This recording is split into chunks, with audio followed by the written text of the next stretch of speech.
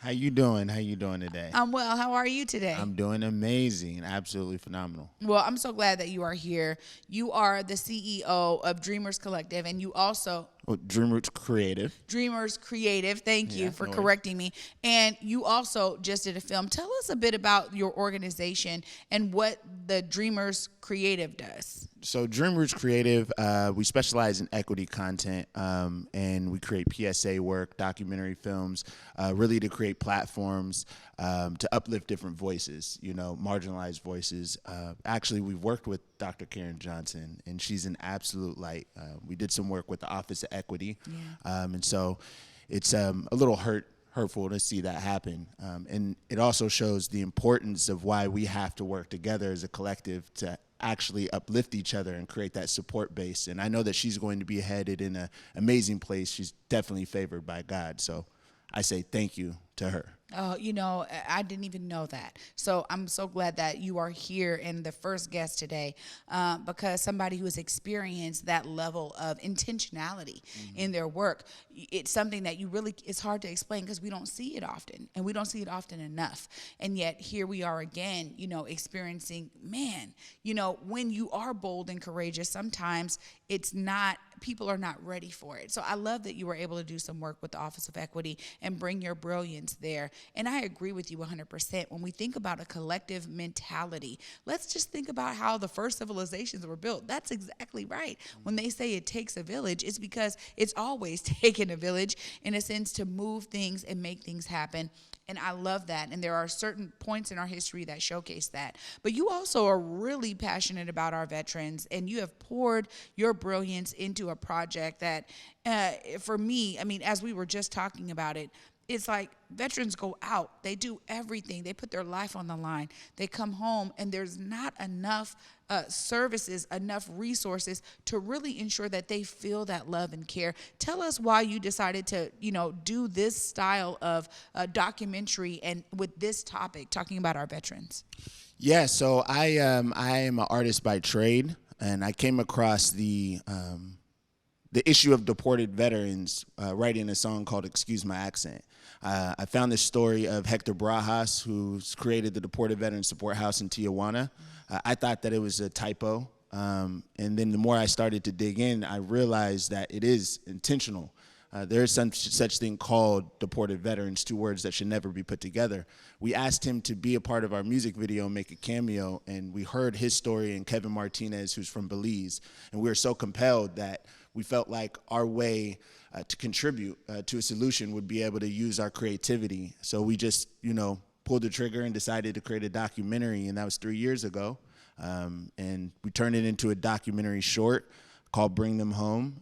It's won multiple awards at different film festivals and did amazing at the film festival circuit. Now we're really looking to utilize the film for advocacy purposes, to really make sure that these different organizations can utilize it to create solutions, create pathways for citizenships for deported veterans, making sure that deported veterans, when they do have the opportunity to come home, they're able to have the resources necessary for them to live the American dream that they fought for. Yeah. Well, you're really shining a light on something. And when you say deported veterans, two words that shouldn't exist together, I agree 100%. If an individual chooses to put their life on the line for the freedoms of this country and to uphold, liberty and justice for all, this kind of, I don't want to have my eyes rolling, but it's like it never actually has been, fully felt in this country by global majority folks, and that is a real thing. But the fact that folks can come here, put their lives on the line, and then they're deported back, I mean, just please break that down for us, Rob. Whew.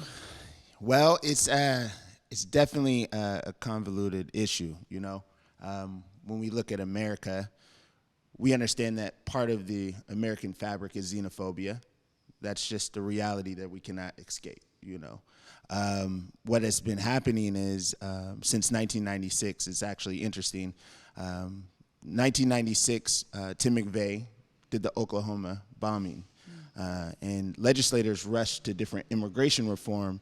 And in that, they created a loophole where veterans would be caught up in the immigration reform. And since then, at an alarming rate, veterans have been deported, not being able to get access to the naturalization when they're going through training camps. There are certain things that are starting to happen, but not at all in a rate necessary. When ICE was doing deportations, they were not taking into consideration veteran service. So there's an unknown amount of deported veterans globally. And obviously when we say deported, naturally we start to think of our Latin brothers and sisters. But the truth is that this is very much an American issue. There's deported veterans that I've heard stories from South Korea, Canada, Jamaica, Caribbean, really all over the place. And so these are people who were willing to fight for our country, who've gone through harrowing circumstances of war or not, but we're willing to take that sacrifice with the promise of naturalization, the promise of citizenship, and then to have the country turn their back on them. And I just feel as an American citizen, I'm not a veteran. I'm not an immigrant. I'm an American citizen. And as an American citizen, I personally feel that it's up to us to really protect those who protect us. The idea of freedom is something that, from the foundation, Americans hold sacred. So the individuals who are willing to risk their life for that idea deserve to live that idea. And I'm very, very passionate about that. We've been working with different organizations such as ACLU SoCal, Black Deported Veterans of America, Deported Veterans Support House, Repatriate Our Patriots, and finding ways to come together to make sure that there is a way for these individuals, these veterans, to get their citizenship, and then also change legislation at a high level so that way that this loophole can get closed. Wow.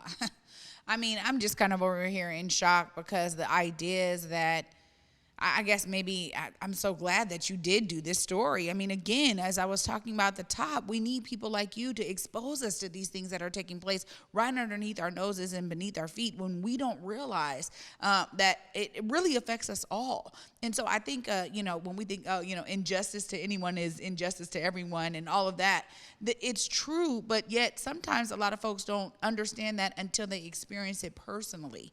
And so you having the wherewithal to understand the need for this story to take shape in the ways that you have done it, and now to use it in terms of education. Just tell us a bit more about that. Now that the documentary's out, it's won all these films. What are some of the goals that you have for using it in the ways that you're looking to use it now? Well, like I said, we want to make the public aware. This is something I didn't know about it. I tend to know about a lot of things. And when I heard about it, I was like, oh, if I don't know about this, I know a lot of other people don't know about this. And so we want to make the public aware to start to ring the bell, We understand how the government works with public pressure, starts to create movement.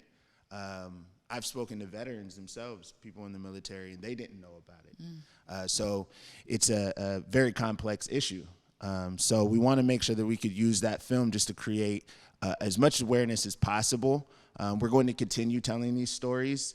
We feel like as a team, my Dreamers creative team, excuse my accent team, the Bring Them Home team, we feel that this is an amazing window into looking at the idea of America, looking at humanistic ideals, who we are as individuals. We believe that we could really start to answer the question, which is, what's the soul of our nation?